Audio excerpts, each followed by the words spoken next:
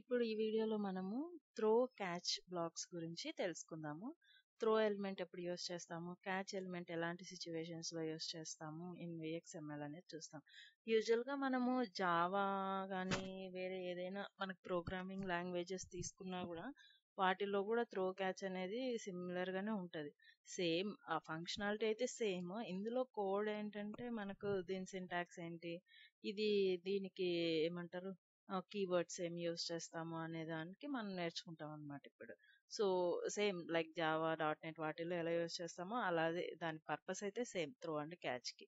ఇక్కడ మనం మేజర్ గా ఫస్ట్ ఆఫ్ ఆల్ త్రో ఎందుకు యూజ్ చేస్తాము అంటే, ఏదైనా సరే మనం ఒక విఎక్స్ఎంఎల్ కోడ్ అనేది ఎగ్జిక్యూట్ అవుతున్నప్పుడు ఒకవేళ ఎర్రర్ జనరేట్ చేయాలన్నా లేదంటే ఏదైనా ఎక్సెప్షన్ వచ్చింది, ఆ ఎక్సెప్షన్ అంటే విఎక్స్ఎంఎల్ కోడ్ ఎగ్జిక్యూట్ అయ్యే టైంలోనే ఎక్సెప్షన్ వచ్చింది, అలాంటప్పుడు మనం ఏంటంటే కరెంట్ డైలాగ్ అనేది ప్రెసెంట్ ఏ కోడ్ అయితే ఎగ్జిక్యూట్ అవుతుందో అది ఐదర్ స్టాప్ అన్నా చెయ్యి, లేదు అంటే ఎర్రర్ అన్నా ఇనిషియేట్ చెయ్యి అనే దానికోసం అనే సిచ్యువేషన్ ని మనం జనరేట్ చేస్తాం అనమాట త్రో యూస్ చేసి.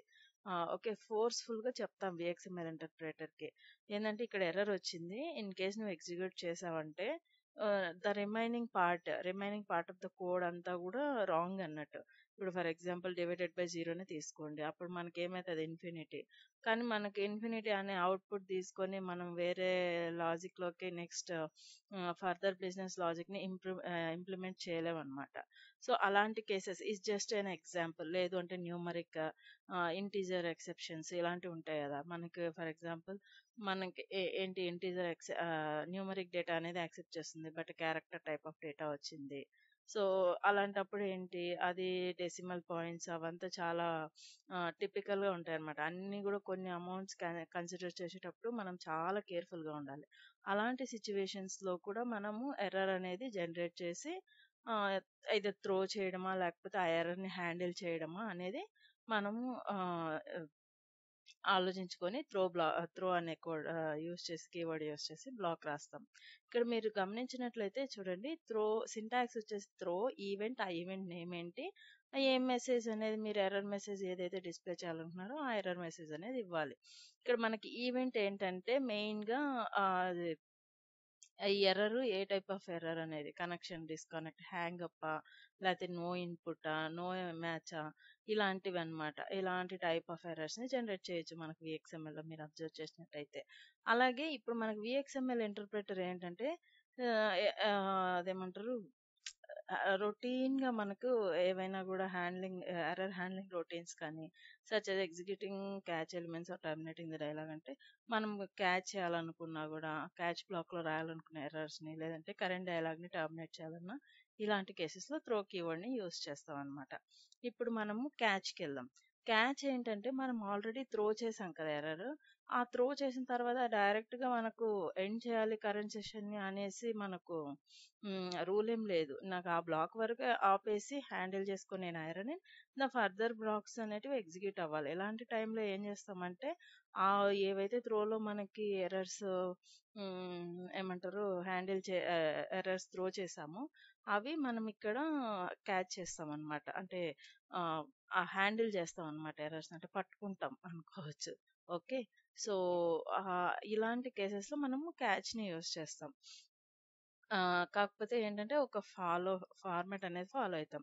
ఒక అంటే one by one A catch A first throw చేసింది, తర్వాత ఏది క్యాచ్ చేయాలి, తర్వాత నెక్స్ట్ ఏ బ్లాక్ ఎగ్జిక్యూట్ చేయాలి. లేదు అంటే ఓకే ఇది ఈ ఎర్రర్ అనేది ఏంటి మనకు ఇంతటితో ఈ డైలాగ్ ని టర్మినేట్ చేయాలి అన్న సిచ్యువేషన్స్ లో ఉంటే ఆ టర్మినేట్ చేయడము. అలాంటప్పుడు మనకి క్యాచ్ బ్లాక్ ని యూస్ చేస్తాం. సో ఇక్కడ మీరు అదే చూసారంటే సింటాక్స్ చూడండి, క్యాచ్ ఈవెంట్ నేమ్ కౌంట్, ఎన్ని అటెంప్ట్స్ తర్వాత ఆ కౌంట్ అనేది ఇస్తాం అనమాట. ఎన్ని అటెంప్ట్స్ తర్వాత మనం ఈ క్యాచ్ బ్లాక్ ని ఎగ్జిక్యూట్ చేయొచ్చు, లేదు అంటే ఎర్రర్ ని త్రో చేయాలి ఇలాంటి కేసెస్ లో.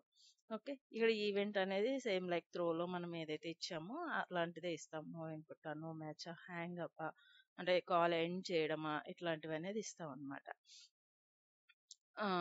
ఇప్పుడు మనం ఏంటంటే ఇక్కడ count is the maximum number of times the catch element should be executed for the specified event.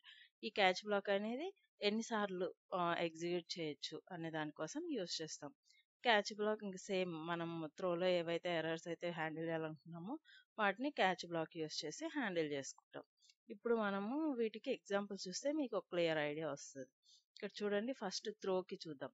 త్రోలో ఏంటి, మనము ఇప్పుడు ఇదొక కోడ్, ఇదొక ఫామ్లో మనం ఏజ్ని అడుగుతున్నాం అనమాట, హౌ ఓల్డ్ ఆర్ యూ అనేసి. అప్పుడు యూజర్ ఇన్పుట్ అనేది ఎలా ఉంటుందంటే గ్రామర్లో రాసుకుంటున్నాం, వన్ ఆఫ్ ద 10 20 30 అనేసి ఐటమ్స్ రాసుకున్నాం. ఇందులో నీ ఏజ్ ఎంత అనేసి వాళ్ళు చెప్పిన ఏజ్ ఇందులో మ్యాచ్ అవ్వాలి. ఓకే, సో అప్పుడు మనకేంటంటే మనకు కావాల్సిన అవుట్పుట్ని ఇస్తుంది. ఇన్ కేస్ యూజర్ ఏమి ఇవ్వలేదు, ఓకే, అసలు ఏమి ఇవ్వలేదు, సైలెంట్గా ఉన్నారు, అప్పుడు ఏంటంటే నో మ్యాచ్ యూస్ చేసి, సారీ, నో ఇన్పుట్ కేస్ కదా అది, నో ఇన్పుట్లో వెళ్ళి త్రో చేస్తున్నాం అనమాట. ఏమని, మనం ఇది ఒక ఎర్రర్, నో ఇన్పుట్ రిసీవ్డ్ అనే మెసేజ్ని త్రో చేస్తున్నాం. యూజర్ ఏ ఇన్పుట్ ఇవ్వలేదు అని చెప్పేసి చెప్తున్నాం అనమాట. ఇది త్రో బ్లాక్. నెక్స్ట్ క్యాచ్కి వెళ్ళామంటే ఇక్కడ క్యాచ్ చూడండి, ఎర్రర్ లాగ్స్. మెయిన్గా లాగ్స్ ప్రింట్ అవ్వాలన్నా లేకపోతే ఏ టైప్ ఆఫ్ ఎర్రర్ జనరేట్ చేస్తుంది అనేసి మెయిన్గా డెవలపర్స్కి చాలా బాగా యూజ్ అవుతుంది క్యాచ్ బ్లాక్ అనేది. సో ఇక్కడ ఎక్స్ప్రెషన్ ఎర్రర్ ఇచ్చాము, ఆ ఎర్రర్ మెసేజ్ ఏంటో కూడా డిస్ప్లే చేస్తుంది.